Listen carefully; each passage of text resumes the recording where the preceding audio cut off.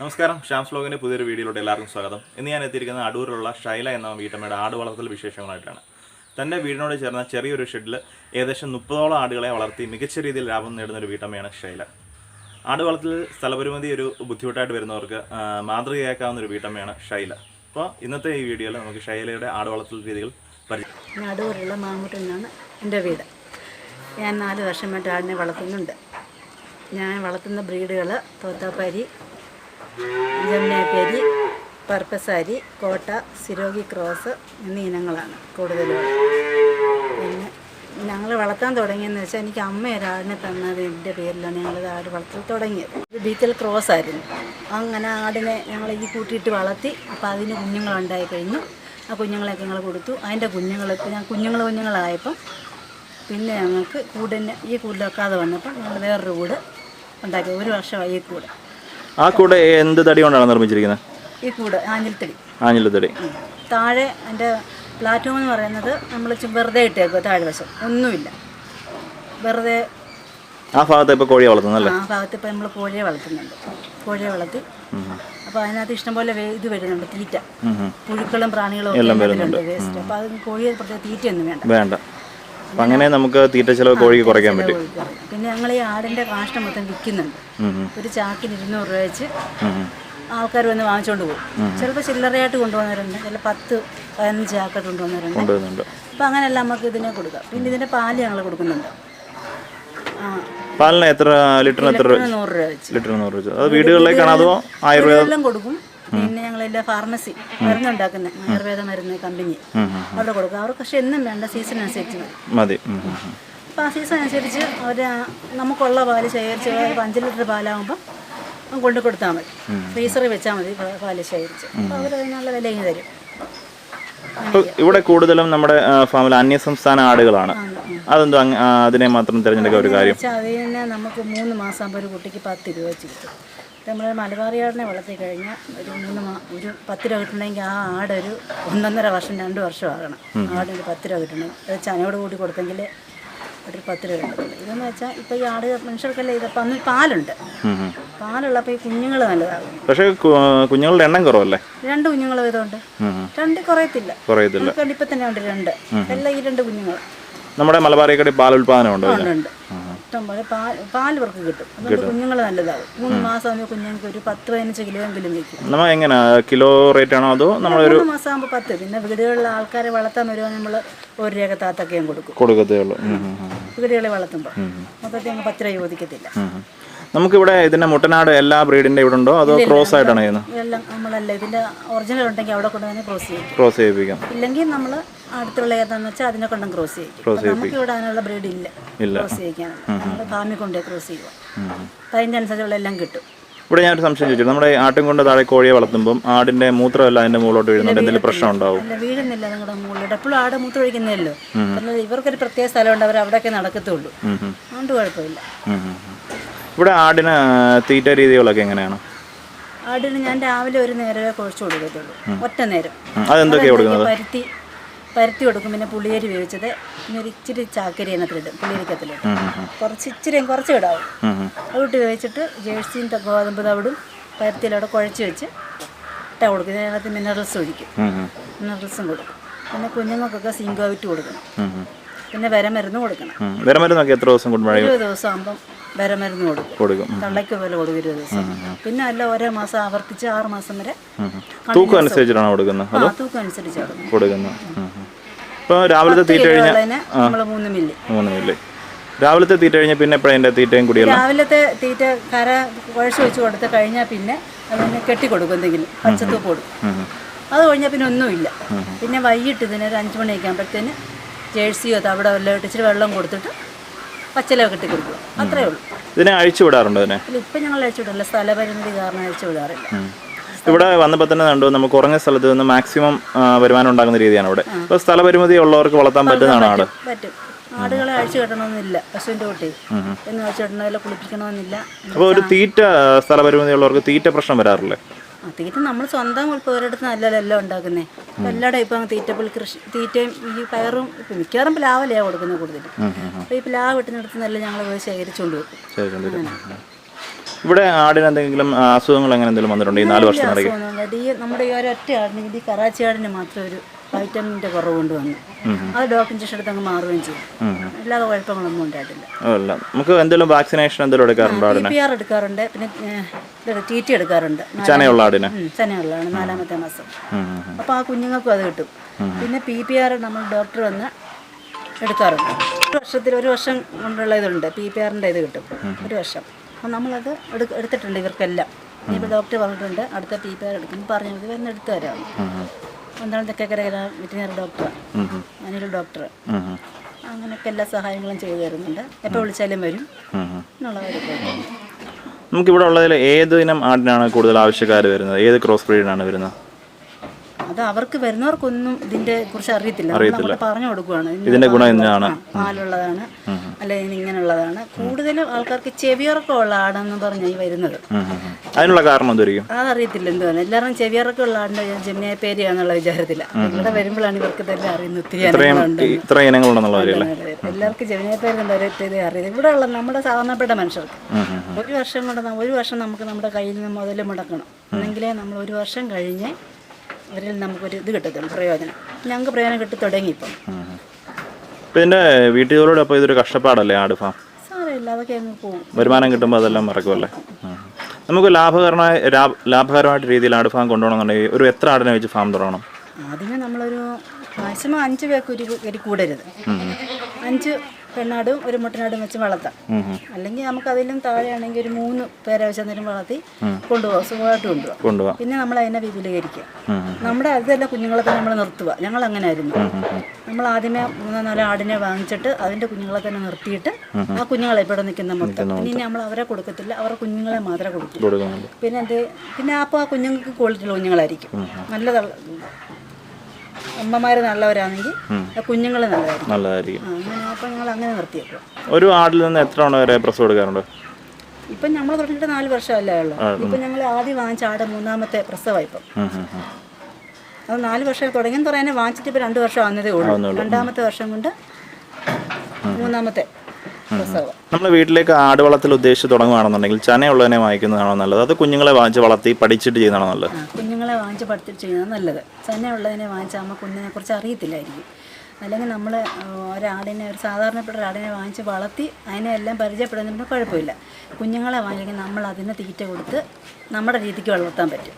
കുഞ്ഞുങ്ങളെ വാങ്ങിച്ച് വളർത്തണം, ലാഭം അത്. നമ്മൾ ചനയെണ്ണ വാങ്ങിക്കാൻ പോയി കഴിഞ്ഞാൽ ഈ ബ്രീഡ് ഇനത്തിൽപ്പെട്ടതിനെല്ലാം നല്ല വലിയ വിലയായിരിക്കും. നമ്മളിപ്പോൾ സാധാരണപ്പെട്ടവർക്കാണെങ്കിൽ താങ്ങാൻ പറ്റത്തില്ല. അപ്പോൾ കുഞ്ഞുങ്ങളെ ആണെങ്കിൽ അത് നമുക്ക് കുഴപ്പമില്ല. ഒരു 3-4 മാസമുള്ള കുഞ്ഞിനെ വാങ്ങിച്ച് വളർത്തുമെങ്കിൽ 5 മാസം ആകുമ്പോഴത്തേനും അതിനെ ക്രോസ് ചെയ്യിക്കാൻ പറ്റും. അപ്പം നമ്മുടെ രീതി വളർത്തിക്കൊണ്ടുവരാം. നമ്മൾ കൊടുക്കുന്ന ആഹാരത്തിൽ കൊണ്ടുവരാൻ പറ്റും. അങ്ങനെ പറ്റും. വേറെ ആൾ വളർത്തിയാണ് നമ്മൾ ആഹാരത്തിലോട്ട് വരാൻ ഇച്ചിരി ബുദ്ധിമുട്ട് വരും. അപ്പോൾ നമുക്കിവിടെ ആടുകൾ പ്രസവിച്ച് കഴിഞ്ഞിട്ട് കുഞ്ഞുങ്ങളുടെ പരിചരണം എങ്ങനെയാണ്?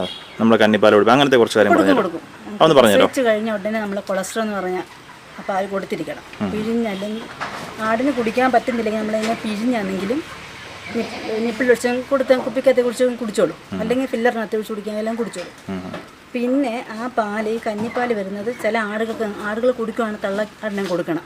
ഏറ്റവും വലിയ പ്രതിരോധശേഷിയുള്ള മരുന്നാണെന്നാണ് പറയുന്നത്. ഫാമുകാരെ നമുക്ക് പറഞ്ഞു തന്നിട്ടുള്ള കാര്യങ്ങൾ.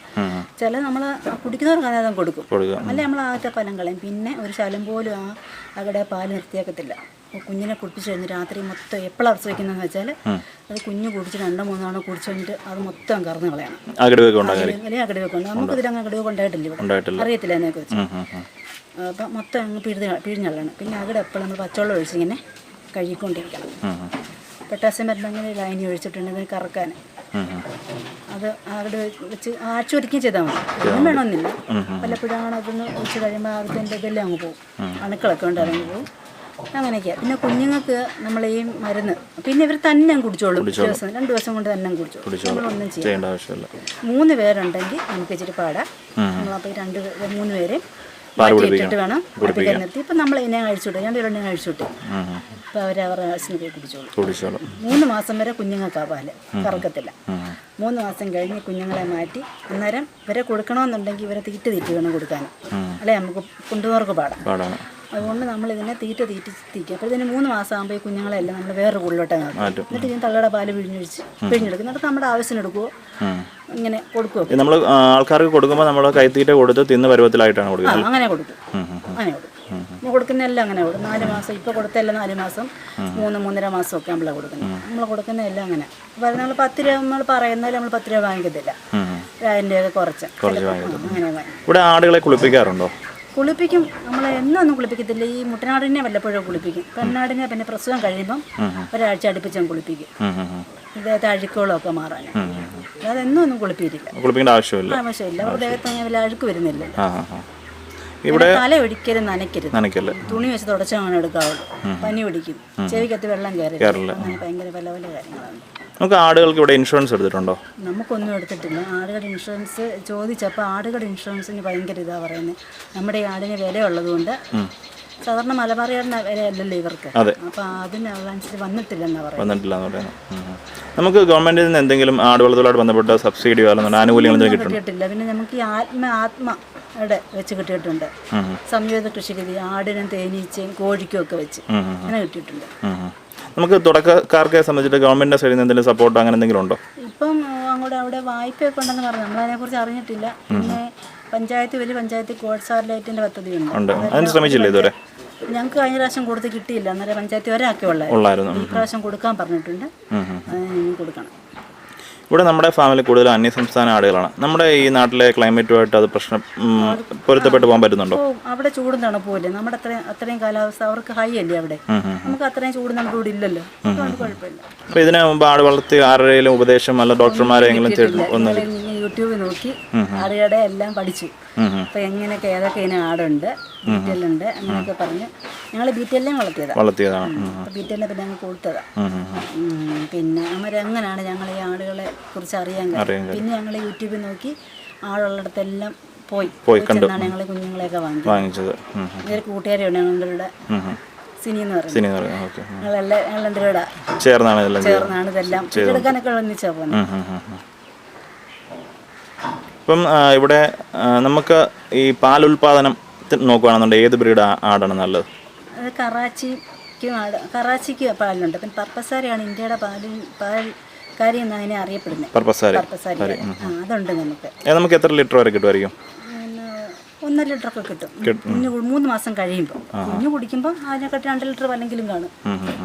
കുഞ്ഞുങ്ങൾ 3 മാസം കുഞ്ഞു കുടിക്കുമല്ലേ, കറക്കുന്നില്ലല്ലോ. നമ്മളത് കറന്നു കഴിയുമ്പോൾ രാവിലെ മറ്റും കൂടെ 1.5 ലിറ്റർ വല്ലെങ്കിലും കിട്ടും. നമ്മൾ ഇറച്ചി ആവശ്യത്തിന് വേണ്ടി നമുക്ക് ആടുകളെ കൊടുക്കാറുണ്ടോ? അങ്ങനെ നമ്മൾ മുട്ടന്മാരെ അങ്ങനെ കൊടുക്കാറുള്ളൂ. ഇറച്ചി ആവശ്യമാണ്. നമ്മൾ മുട്ടന്മാരിവിടെ കുറവാണ്. കൂടുതലും പെൺകുട്ടികളാണ് വരുന്നത്. ഇറച്ചിക്ക് വന്നാൽ നമ്മൾ ഒരു വില പറഞ്ഞാൽ അവർ കൊണ്ടുവന്നു. നമ്മൾ ഇറച്ചിയുടെ ആവശ്യം പറഞ്ഞല്ല കൊണ്ടുവന്നത്. മുട്ടന്മാരെ അങ്ങനെ ഇവിടെ വരും. കച്ചവടക്കാർ വന്നിട്ട് അങ്ങനെ കൊണ്ടുപോകും. പിന്നെ നേരത്തെ പെട്ട മുട്ടന്മാരെ അങ്ങനെ കൊടുക്കത്തില്ല. ഞാൻ നെറ്റിലിട്ടിട്ട് അതിനാവശ്യക്കാർ കാണും. ക്രോസിങ്ങിന് വേണ്ടിയിട്ട് കൊടുക്കും. ക്രോസിങ്ങിനെന്ന് പറഞ്ഞാൽ നല്ല അവരെ കണ്ടാൽ അറിയാം ക്രോസിങ്ങിനെ പറ്റി മുട്ടനാടുകൾ. ഇത് ഭയങ്കര അഗ്രസീവായിരിക്കും. ഭയങ്കര അങ്ങനെയുള്ള ആടുകളെയാണ് ക്രോസിങ്ങിന്. അങ്ങനെയൊക്കെ പറ്റിയ ആടുകളെ നമ്മൾ അങ്ങനെ നീറ്റിലിട്ട് കൊടുക്കും. നമ്മൾ ക്രോസിങ് ചെയ്യാൻ ഉപയോഗിക്കുന്ന മുട്ടനാടുകൾക്ക് ഇവിടെ എന്തെങ്കിലും പ്രത്യേക പരിചരണം കൊടുക്കാറുണ്ടോ? നമുക്ക് ക്രോസിങ്ങിന് പറ്റിയ മുട്ടനാടില്ല. എങ്കിലും ഞങ്ങൾ നമ്മുടെ മുട്ടനാടുകൾക്ക് 6 മാസം മുട്ട കൊടുക്കാറുണ്ട്. സിങ്കോവിറ്റ് മുട്ട സിക്കത് സിങ്കോവിറ്റ് കൊടുക്കാറുണ്ട്. പിന്നെ ന്യൂറോബയോണിൻ്റെ ടാബ്ലറ്റ്സ് അത് കൊടുക്കും. പിന്നെ നമ്മൾ തീറ്റയ്ക്കത്തില്ല ഇത് കൊടുക്കാറുണ്ട്. അതിലോണെസ്രം അത് മുട്ടന്മാർക്ക് കൊടുക്കത്തില്ല. അവർക്ക് പെണ്ണാടൊക്കെ കൊടുക്കും. പിന്നെ ചനയുള്ളവർക്ക് 4 മാസം കഴിഞ്ഞാൽ പിന്നെ അതും കൊടുക്കണ്ട. പിന്നെ പ്രസവിച്ച് കഴിഞ്ഞ് കൊടുത്താൽ മതി. പ്രസവം 4 വർഷമായിട്ട് ആടിനെ വളർത്തുന്നു. ഇത് നമുക്ക് കഷ്ടപ്പെടുന്നതിനുള്ളൊരു പ്രയോജനം കിട്ടുന്നുണ്ട്. ഇപ്പോൾ പുതിയതായിട്ട് ഒരാൾ നമുക്ക് കുറഞ്ഞ സ്ഥലം ഉണ്ടെങ്കിലും വളർത്താൻ പറ്റിയതാണ് ആട്. പിന്നെ ഞങ്ങൾക്ക് ഇത്രേ സ്ഥലമേ ഉള്ളൂ. വീട് നിൽക്കുന്നുണ്ട് ഇത്ര സ്ഥലം. പിന്നെ ഉണ്ട് മുകളിലാണ്. അത് മണ്ണെടുത്തതല്ലാത്തതുകൊണ്ട് ഇത്ര സ്ഥലമേ ഉള്ളൂ. ആവശ്യമായിട്ട് അതുകൊണ്ട് നമുക്ക് ആടിനെ വളർത്താൻ ഒരു കുഴപ്പമില്ല.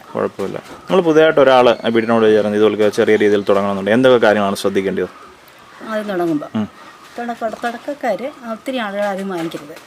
കുറച്ച് ആടുകളെ വാങ്ങിച്ച് അതിനെ ഒന്ന് പരിചരിച്ചതിന് ശേഷം പിന്നെ നമുക്ക് അതിൽ നിന്ന് തന്നെ നമുക്ക് കുഞ്ഞുങ്ങളെ കിട്ടാനുള്ള ആടുകൾ കിട്ടും. അല്ലെങ്കിൽ നമുക്ക് ആ കുഞ്ഞുങ്ങളെ കൊടുക്കുന്ന പൈസ എടുത്ത് നമുക്ക് കുഞ്ഞുങ്ങളെ വാങ്ങിക്കാം. അങ്ങനെ ഇത് കൊണ്ടുപോകാൻ പറ്റും. എളുപ്പം തന്നെ ഒരു 10-15 ആടിനെ വാങ്ങിച്ച് വളർത്താനെ കൊണ്ട് നോക്കരുത്. അന്നേരം എന്തെങ്കിലും അസുഖങ്ങൾ വരും. അങ്ങനെ പല കാര്യങ്ങളും. വരും. തുടക്കത്തിൽ മലബാറി എടുത്ത് വളർത്തുന്നതാണോ അതോ അന്യസംസ്ഥാന ക്രോസ് ബ്രീഡിനെ വളർത്തുന്നതാണോ നല്ലത്? ക്രോസ് ബ്രീഡ് നല്ലതായിരിക്കും. അന്യ സംസ്ഥാനത്തിൽ വളർത്തുന്നതിന് ഒരു കുഴപ്പമില്ല. നമ്മുടെ ക്ലൈമറ്റിനൊക്കെ നമ്മൾ അവർ നല്ലതായിട്ട് ഇണങ്ങും. ഞങ്ങൾ ആദ്യമേ പറഞ്ഞൊരു നല്ല വീട്ടിലിൻ്റെ ക്രോസിനെ വളർത്തിയത് അവൾക്കൊരു കുഴപ്പമില്ലായിരുന്നു. പക്ഷേ പിന്നെ ഞങ്ങൾ വളർത്തി. പിന്നെ ഞങ്ങൾ അവളെ കൊടുത്തല്ല, അവൾക്ക് എന്തോ അവൾക്ക് കൊണ്ട് കെട്ടിയപ്പോൾ എങ്ങാണ്ട് അതിൻ്റെ കടിച്ചു. അങ്ങനെയാണ് അവൾക്ക് ഇങ്ങനെ എന്തോ അസുഖം വന്ന് വയ്യാതായി പോയത്. അല്ലാതെ മറ്റേ അസുഖമൊന്നും അല്ലായിരുന്നു.